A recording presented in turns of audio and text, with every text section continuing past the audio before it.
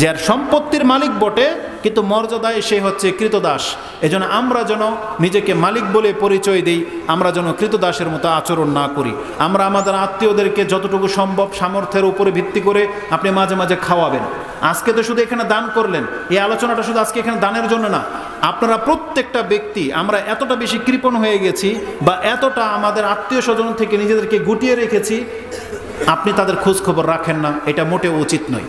আজকে উচিত হবে শীতের সিজনে বাংলাদেশের ট্রেডিশন অনুযায়ী হলেও আপনি আপনার ঘরে কিছু খাদ্যের আয়োজন করবেন, পিঠা বানাবেন। আপনার বোন, আপনার খালা, আপনার ফুফু, আপনার মামা, চাচা, যারা আপনার অত্যন্ত রক্তের সম্পর্কের, তাদেরকে অন্তত আপনি একটু হলেও সমাদর করার চেষ্টা করবেন। আরে এক মুঠ মুড়ি হলেও আপনার বাসায় মাঝে মাঝে ডেকে এনে তাকে অন্তত চা খাওয়াবেন, এটা আমাদেরও হওয়া উচিত। রাসূলুল্লাহ সাল্লাল্লাহু আলাইহি ওয়াসাল্লাম তিনি আত্মীয়তার সম্পর্কটা এমনভাবে রক্ষা করতেন যে খাদিজা রাদিয়াল্লাহু তাআলা আনহা ইন্তেকাল করেছেন, তার সম্মানকে রক্ষা করার জন্য রাসূল সাল্লাম কুরবানির গোশত খাদিজা রাদিয়াল্লাহু তাআলা আনহার বান্ধবীর ঘর পর্যন্ত পাঠিয়েছেন। কারণ খাদিজা থাকলে খোঁজ খবর রাখতো, তিনি তো নাই, তার বান্ধবীর খোঁজ কে নেবে? রাসূল তার ঘরে গোশত পাঠিয়েছেন। এই জন্য রাসূল বলেছেন, যেই ব্যক্তির পিতা নাই তাহলে সে যদি তার পিতার হক রক্ষা করতে চায়, তাহলে পিতা যাদের সাথে সম্পর্ক রাখতো তোমাদের উচিত তাদের সাথে সম্পর্ক রাখা। এই জন্য একটু কষ্ট হবে, কিন্তু আপনি আপনার সম্পত্তি থেকে কিছু না কিছু খরচ করে আপনার বোনকে, আপনার ভাইকে, আপনার চাচা মামাকে তাদেরকে দেন। আমাদের কথা বলতেছি না, প্রত্যেকের উচিত রক্তের সম্পর্কটাকে খেয়াল রাখা, এটা অনেক বড় ফজিলতের কাজ। রাসূল বলেছেন, যে চায় তার সম্পদ বৃদ্ধি পাক, যে চায় তার বয়সে বরকত হোক, ফালিয়াসিল রাহমাহু, তাহলে সে যেন আত্মীয়তার সম্পর্ক রক্ষা করে চলে।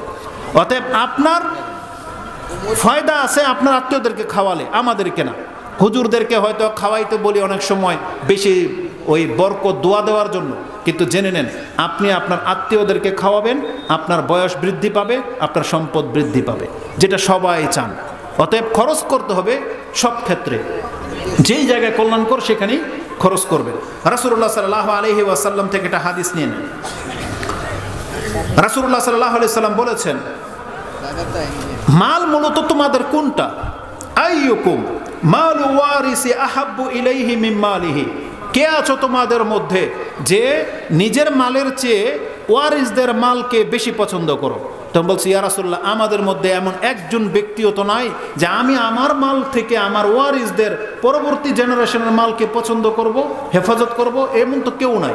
তখন রাসূলুল্লাহ সাল্লাল্লাহু আলাইহি সাল্লাম বলেছেন, তোমাদের আচরণ তো সবার একই রকম, তোমরা বলতেছো এটা আমার মাল, আমার মাল, কিন্তু তুমি ভুলে গেছো, তুমি যদি আজকে 1 কোটি টাকা, কয়েক কোটি টাকা জমিয়ে রেখে যাও তোমার মাল হিসাবে, তুমি মরে গেলে এগুলো কার? ওয়ারিস। সন্তান নিয়ে নেবে, মেয়ে নিয়ে নেবে, চাচারা নিয়ে নেবে, ভাইয়েরা নিয়ে নেবে, সব ভাগ হয়ে যাবে। তো তুমি এগুলো তোমার মাল বলে রিজার্ভ করে রাখছো যে? রাসূলুল্লাহ সাল্লাল্লাহু আলাইহি সাল্লাম বলেছেন, ফা ইন্না মালাহু মা কাদ্দামা, একজন ব্যক্তির মাল তো ওটা যেটা সে আল্লাহর কাছে পাঠিয়ে দিয়েছে। মা কাদ্দামা, সেটা সে দান করে দিয়েছে, সেটা আল্লাহর কাছে পৌঁছে গেছে, এইটা হলো ওই ব্যক্তির মাল যেই ব্যক্তি দান করেছে। আর যেটা রেখে গেল ওয়ারিসিহি মা আখারা, আর যা থেকে গেল এটা হচ্ছে ওয়ারিসদের মাল। অতএব আল্লাহ সুবহানাহু ওয়া তাআলা আমাদেরকে বোঝার তৌফিক দান করুন যে দান সাদকা এটা অত্যন্ত গুরুত্বপূর্ণ একটা ব্যাপার। সর্বপ্রথম যে হাদিসটা আমি আপনাকে বলেছি, সময় থাকতে থাকতে আপনি কথাটাকে মূল্যায়ন করার চেষ্টা করেন। এখন যে হাদিসটা বলবো এটা অত্যন্ত গুরুত্বপূর্ণ একটা হাদিস। হাদিসটাকে কোট করেছেন মুসনাদে আহমদ 17333-এ রয়েছে, এবং হাদিসটি সাহিহ ইবনে হিব্বানে 3310 এবং সাহিহ ইবনে খুজাইমাতে হাদিসটি 2431-এ রয়েছে। আপনারা কি জানেন যে কিয়ামতের মাঠে সূর্য থাকবে খুব কাছাকাছি? সবাই কি শুনতে পাচ্ছেন? জানেন এটা সূর্য থাকবে খুব কাছাকাছি? সেই দিন কোনো ছায়া থাকবে না বলা হয়েছে। তবে আল্লাহ সুবহানাহু ওয়া তাআলার ফজল এবং করম, তিনি কিছু মানুষের জন্য বিশেষ ছায়ার ব্যবস্থা করেছেন। আমরা সেই হাদিস সবাই জানি যে সাবাতুন ইউজিল্লুহুমুল্লাহু ফি জিল্লি ইয়াওমা লা জিল্লা ইল্লা জিল্লু, যে 7 শ্রেণীর মানুষ বিশেষ ছায়া পাবে। তাদের মধ্যে এক শ্রেণী হচ্ছে যারা গোপনে দান করে, ওটা একটা হাদিস। কিন্তু এই হাদিস প্রমাণ করে ওই 7 শ্রেণীর ছাড়াও আল্লাহ আরেকটা ছায়া প্রস্তুত করে রেখেছেন, ওটা হলো প্রত্যেক ব্যক্তির দানের ছায়া। ওটা তার ব্যক্তির সাথে সাথে থাকবে, ওটা ওই 7 শ্রেণীর সাথে একসাথে থাকবে না, ওটা ব্যক্তির ছায়া। রাসূল বলেছেন কুল্লু ইমরিইন ফি জিল্লি সাদাকাতিহি, প্রত্যেক ব্যক্তি কাল কিয়ামতের মাঠে সে তার সাদাকা দান সৎকার ছায়ার নিতে থাকবে, হাত্তা ইউফসালা বাইনান নাস আও হাত্তা ইউহকামা বাইনান নাস। পৃথিবীর মানুষের বিচার যতক্ষণ পর্যন্ত শেষ না হয়ে যাবে, আপনার বিচার শুরু হওয়া আগ পর্যন্ত সবাই থাকবে রোদ্রে দাঁড়িয়ে, আর আপনি থাকবেন আপনার দান সৎকার ছায়ার নিচে। এজন্য যে যতটুকু পারেন নিজের ছায়াকে ঘন করেন, নিজের ছায়াকে বড় করেন।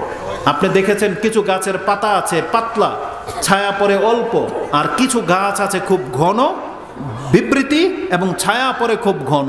এই জন্য যেহেতু রাসূল সাল্লাল্লাহু আলাইহি ওয়াসাল্লাম বলেছেন কিয়ামতের মাঠে প্রত্যেক ব্যক্তি তার ছায়ার নিচে থাকবে, তার দান সৎকার ছায়ার নিচে, তাহলে আপনি কি পছন্দ করেন? আপনার দান সৎকার ছায়া যদি মোটা হয়, আপনার দান সৎকার ছায়া যদি বড় হয়, যাতে সূর্যের তাপ আপনার গায়ে না লাগুক, তাহলে আমাদেরকে অবশ্যই বেশি বেশি দান সৎকার করতে হবে।